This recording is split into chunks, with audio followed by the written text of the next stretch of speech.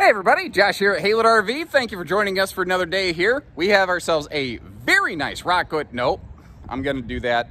I'm gonna do that all day. This is a Flagstaff, which it's technically the same thing. If you didn't know, Rockwood and Flagstaff were the same thing. I do that every time. We're a Rockwood dealer here, so I speak Rockwood. You peel the stickers off, there's absolutely no difference between them, but that's where my brain goes every time on autopilot. And I don't know if you're aware of this about me, my brain operates on autopilot most of the time, unless you ask my wife, and she tells me that there's no one behind the stick. She may not be wrong. This is what we would have called an A223HW. They called it an 8675309 Jenny. I don't know their number for this thing. But, it's a true queen bed. It's one of their high walls, so it's a true queen bed. The countertop's a little bit bigger. Everything is a little bit larger than some of the other A-frames. Like, you've got a 2-tier storage trunk on the front, which is neat. Power roof lift. It has a big XL fan and an air conditioner, which doubles as an electric heater, plus a propane furnace. The real signature on this one is that it's a front lounge. It's a wide open front sofa that can fold down into a guest sleeper. And this model, it might look familiar to some folks. We had this in stock in the Rockwood variant when it first debuted. And it weirdly did not have the longest lifespan. I don't believe this layout is actually produced today. It was an offshoot of a very popular model. We call it 213 in Rockwood speak, A213HW, which has like a 2-bench dinette over here, a 1-bench dinette there, and then a little hideaway cassette half bath, just a little toilet right there. This one doesn't have that. Instead, it opts for an open lounge, which is actually a rollover sleeper sofa, which is kind of cool, really. There's storage below it, and it feels bigger and more open. So you might ask, well, where do I eat? Well, what you're going to see in a minute here is that there's actually a free-floating table that you could put in this wide open space right here if you're so inclined. The benefit of these things is really cool because we're getting the benefits really of a hard-sided trailer with the benefits of a folding trailer. The only real downfall to it is that they can't have like a big tall shower, although ironically these things have way taller ceilings than you would really think. Case in point, Exhibit A. It's huge up here. And actually, that kind of leads me to an interesting little pro tip. The pinnacles of the pyramids over here, if you can find one long enough, you can get one of those like really long kind of twist tension rods, almost like a shower curtain rod, you know? And you can kind of use that like for bonus clothes hanging space because it's up so tall. You can shove the clothes to one side or the other to get them out of the way. Kind of a handy little thing. Like maybe you could run, one of the, a little retractable clothesline. I am furious with myself that is the first time I ever thought of that. I can't see any reason why that wouldn't work really well up there. Because it's all aluminum framed. You could anchor right into the aluminum stud. Oh my gosh. That's brilliant. Huh. I'm really kicking myself. I hadn't thought of that sooner, obviously. Now, this has a dormer, which is the flip-up portion right here. There's a portion of the dormer that isn't quite as tall as the rest of it, but you get past that. And in here, it's 6'5"-ish, just kind of eyeballing it a little bit, but not too bad. Where if you stand up real quick from the sofa, you're not going to knock yourself out. Now, if you stand up and start walking forward without paying attention, you're going to be knocking your noggin. I don't think I've ever really demonstrated how tall one of these are. I suppose it's one of those things that it's like, it's really hard for me to go back and look at my earlier videos just because, frankly, I don't think they were that good. Now, I wasn't nearly as experienced. I've learned a lot, and I've worked on my craft since then, and I'm not trained video work, camera work, anything like that. I'm just a very experienced idiot. I don't know anything about cameras. I just know that I like it when people move the camera around slowly. I like it when, they're not whipping me around and getting me motion sick. So I try to do that, and I try to listen to my viewers. So anytime I can ever do better, guys, you let me know. On the right-hand side here, we actually have a 3-way fridge. So it's 12 volt, 110, and propane, but that is a passive absorption fridge. That's not a 12 volt active compressor fridge. So what that means in English is 12 volt, 110 propane means cold, colder, coldest. Now in a high wall model, you get some more counter space, The sink here actually has the faucet needs to pop off like you see right there, and it literally just goes back in place. I've intentionally left it down in the event that I forget it and somebody else goes to close this, not realizing that's up, and they end up smashing it. I would like that to not happen, I think. Extra little option, non-standard item on these is this little hanging mini wardrobe thing here. And I've always had a bit of a love-hate with these things, and I'd love a tiebreaker from you guys. I get the idea, oh, it's more storage. Is it though? Because you have to take it down off the ceiling when you're not using it. I suppose it could be full and you could lay it on the floor, but it feels like it's something that doesn't, I don't know, when you it's like you load it up when you get there. So am I really getting more storage? I don't know. Let me know what you think about that. Maybe I'm just overthinking it. That is a true a residential queen size bed, by the way, 60 by 80. So if you don't like that mattress, you don't like a foam topper, you could replace it. The original bedspread's there. This is a heated mattress. You see the little handheld controller on top of that free-floating table that I mentioned. And because this is a high wall, again, they had room for a little bit more traditional kitchen thing, which is kind of why I call these mutants.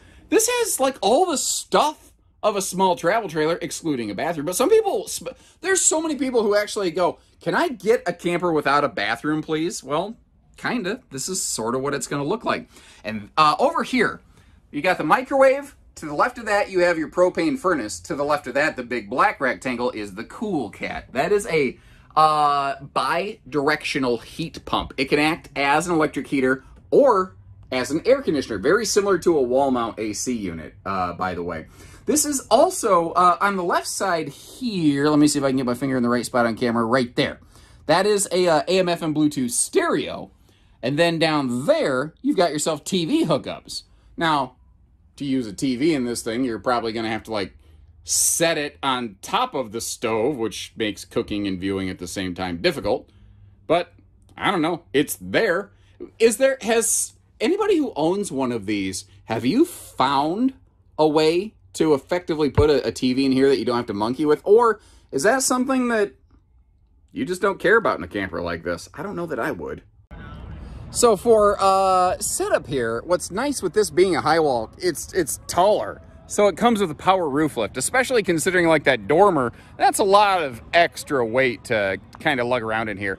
And kind of like I think I mentioned inside, I've always called these mutants because they have like travel trailer features. It's a suitcase camper. It just folds down into a suitcase.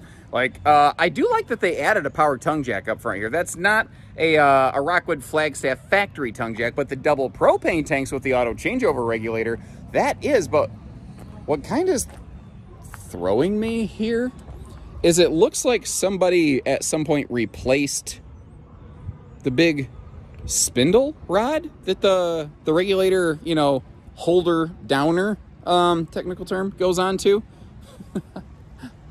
I can't believe I don't actually know the name for that. And is there a special name for it? It can't be holder downer, right?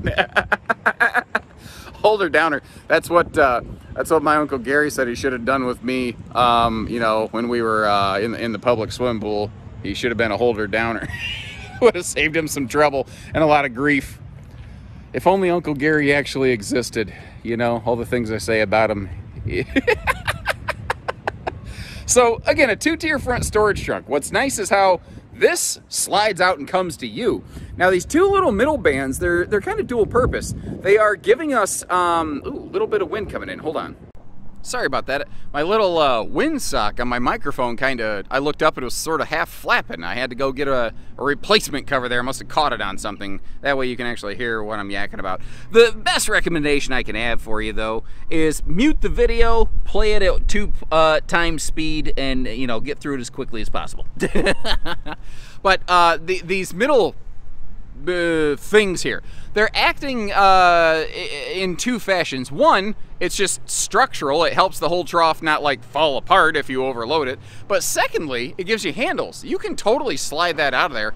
And actually, if you don't want it there, nothing says it has to be there. What's also cool about these, they're short They're only 7 foot wide. They're not terribly heavy. And when they fold down, they're only like, what, 5.5 foot tall or something like that? Maybe not. I don't even know if they're even that when they're closed up. But they're easy to see around. They're easy to see over. They're easy to park into a garage. You know, there's a lot of easy benefits that go along with this. The storage space down here below the bed, you might notice like every little pocket they opened up for storage.